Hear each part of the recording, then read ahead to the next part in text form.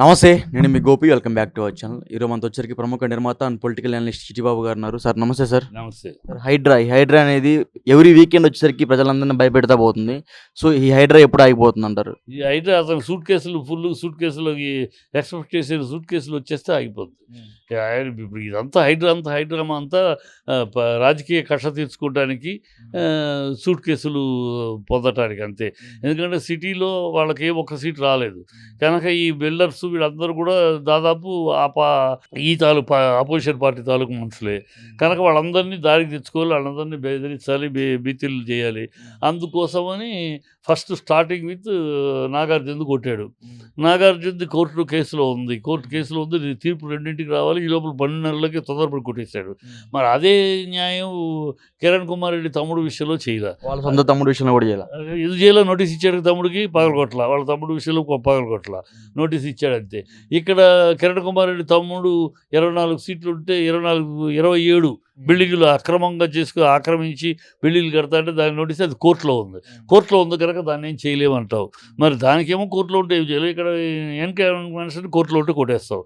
ఇక్కడ ఓవైసీకి నోటీస్ కూడా ఇవ్వడానికి ధైర్యం లేదు. నోటీస్ ఓకే అకాడమిక్ ఇయర్, అదే నోటీస్ ఇవ్వు. నెక్స్ట్ అకాడమిక్ ఇయర్ లోపు మీకు టైం ఇస్తాం, పిల్లల భవిష్యత్తు దెబ్బతింటుంది కనుక నెక్స్ట్ అకాడమిక్ ఇయర్ లోపు వేరే బిల్డింగ్ కట్టుకోండి, ఈ బిల్డింగ్ ఉండటానికి లేదు, మొత్తం కూల్చేయాలి అని నోటీస్ ఇవ్వండి. ధైర్యం ఉంటే ఆ నోటీస్ ఇవ్వండి. అది ఇవ్వడు. పొంగులేటిది బఫర్ జోన్లో ఉందని శాటిలైట్ పిక్చర్ చూపిస్తుంది, అది కొట్టవు. ఇవన్నీనేమో వాళ్ళకి టైం ఇస్తాడట. వాళ్ళకి టైం ఎందుకు, ఇతరులకు టైం లేకపోవడం ఎందుకు? టైం ఇస్తాడంటే నువ్వు ఎన్నాళ్ళు ఉంటావో తెలీదు, ఇంకో 1 year టైం ఇస్తావు, 1 yearలో నువ్వు ఉంటావో ఇంకెవడు వస్తాడో తెలీదు. సో అప్పుడు నువ్వు వెళ్ళిపోయినాక ఆయన ఇచ్చిన మాట నేనేం చేయను అంటాడు నెక్స్ట్ వచ్చిన సీఎం. కనుక ఈ డ్రామా తప్పితే కొడుతున్నాడు లేబర్ ఎవరైనా సరే కొట్టేస్తారంటే మళ్ళీ ఓన్లీ అది అపోనెంట్ వాళ్ళ తాలూకు కాలేదు, నీ వాళ్ళ తాలూకు నీ మనుషుల తాలూకు ఉంటే దాన్ని పట్టించుకో. వాళ్ళు ఏమన్నారంటే ఇంకా పై ఎక్కడ అక్రమాలు జరగవు హైడ్రా వల్ల అని చెప్తున్నారు. మాటలు కాదు, చేతల్లో డ్యూయల్ పర్ఫార్మెన్స్. నిజంగా హైడ్రా చేస్తే మంచిదే, కానీ దాన్ని అడ్డు పెట్టుకుని నువ్వు రాజకీయ కక్ష సాధించుకుంటున్నాడు, రాజకీయ ఇది చూస్తున్నాడు, ప్లస్ తన మనుషులు కాపాడుతున్నాడు. నిజంగా సిన్సియర్ అయితే పొంగులేడిది కొట్టినా ఓవైసీది కొట్టినా నమ్ముతాం, ఎస్ నిజంగా కొడతాడు. ఇది చేయట్లా, కేవలం వీళ్ళ భ్రమలో. అకాడమిక్ ఇయర్ కదా అందుకే వెయిట్ చేస్తున్నారు. అదే నోటీస్ ఇవ్వు. ఇస్తారు ఎందుకు నెక్స్ట్ ఇయర్ ఎందుకు ఇస్తావు? ఇప్పుడు ఇవ్వు. నెక్స్ట్ ఇయర్ లోపు ఉండటానికి లేదని ఇవ్వు నోటీసు. నెక్స్ట్ ఇయర్కి ఎవరు రాదు, ఎవరు మంత్రి ఏం తెలుసు. ఇప్పుడు ఇవ్వు నోటీస్, అందరికి ఇస్తారు. ఎవడు ఇవ్వు, ఇప్పుడే దమ్ముంటే. దానికి తర్వాత ఇంకోటికి ఇప్పుడు ఎందుకు? మిగతా అందరికి కూడా అలాగే నెక్స్ట్ ఇయర్కి ఇవ్వు, వాళ్ళు ఈ లోపల సరి చేసుకుంటారు. ఇవ్వు. అది లేకుండానేమో కొట్టేస్తున్నావు, నీ అపోజిషన్ అంటే కొట్టేస్తున్నావు. హైడ్రా వల్ల పేద ప్రజలు భయాందోళనకు గురవుతున్నారు, దానికి ఏం చెప్తారు? ఇదే అతనికి శాపం అవుద్ది ఖచ్చితంగా. ఇప్పుడు వాళ్ళ పాపం కష్టపడి వాళ్ళకి తెలియదు పర్మిషన్లు ఎవరు ఇచ్చారు. మీ కాంగ్రెస్ ప్రభుత్వంలోనే, గవర్నమెంట్లోనే, గత ప్రభుత్వం మీరు 60 ఏళ్ళు పరిపాలన, మీ అన్నీ ఆక్యుపైడ్ అన్నీ మీ రాజ్యంలోనే. ఈవెన్ ఎన్కన్వెన్షన్ పర్మిషన్ ఇచ్చి కూడా మీ రాజ్యంలోనే, మీ 2010లో. సో మీ రాజ్యంలోనే అప్పుడేమో డబ్బులు తినేసి ఇచ్చేశారు మీ ఆఫీసర్లు. వాళ్ళని ఇప్పుడు పట్టుకో.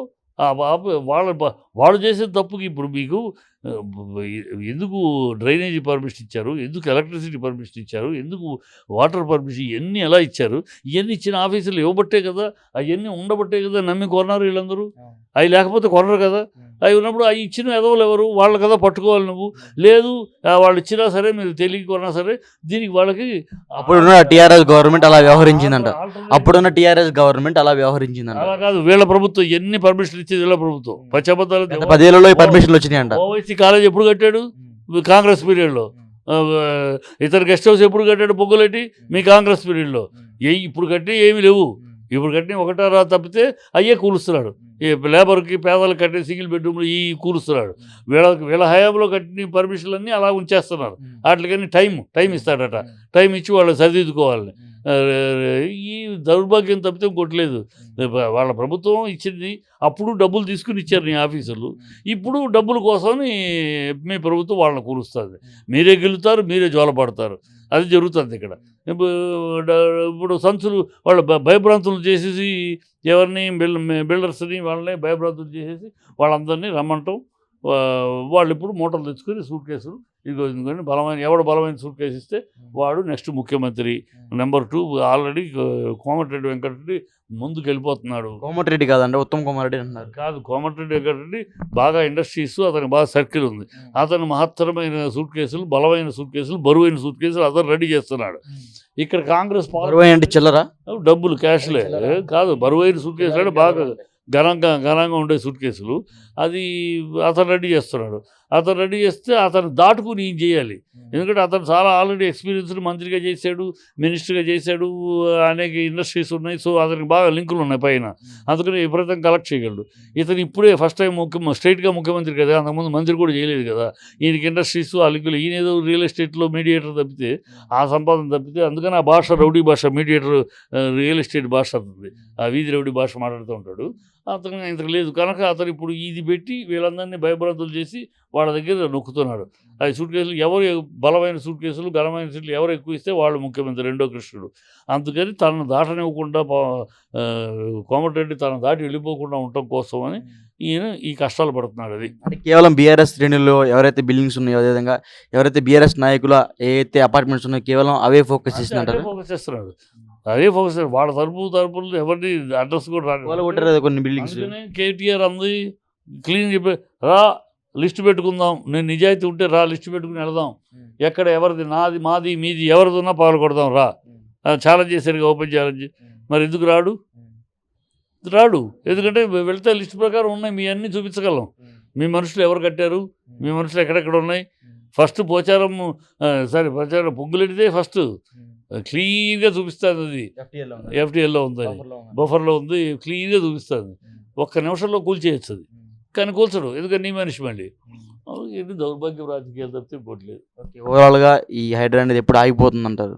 హైదరాబాద్ అతను కోరుకున్నంత సూట్ కేసు, బలమైన సూట్ కేసులు అందుకని ఆగిపోతాయి. ఇప్పుడు అప్పుడేమంటే బిల్డర్స్కి టైం ఇస్తాం, మీరు రీహాబిటేషన్ చేయండి, వాళ్ళందరూ కొనుక్కున్నారు, వాళ్ళందరినీ ఇచ్చేయటానికి కుదరదు కదా, వాళ్ళు పాప అన్యాయం అయిపోతారు కనుక వాళ్ళకి రీహాబిటేషన్ చూపించండి, మీకే కదా డబ్బులు ఇచ్చారు వాళ్ళు, సో వాళ్ళకి టైం ఇస్తాం ఏదో చెప్తాడు. ఈ బిల్డర్స్ అందరూ వెళ్ళి వాళ్ళకి సగం ఇస్తాం, మీరు ₹1,00,000 కట్టారు, మీకు 25,000 ఇస్తాం, మేము నష్టపోయాం, ఇట్లా ఏదో చెప్పి అలాగే సంవత్సరం అయ్యేటప్పటికి ఈ వేడి ఆరిపోద్ది, ఈ ప్రజల్లో ఆవేదన తగ్గిపోద్ది, మన కర్మ అనుకుంటారు, అది సాగిపోద్ది. అదే స్ట్రాటజీ అంతే, ప్రొలాంగ్ చేసి దాన్ని సబ్టెక్ట్ చేయటం అంతే. Okay sir, thank you.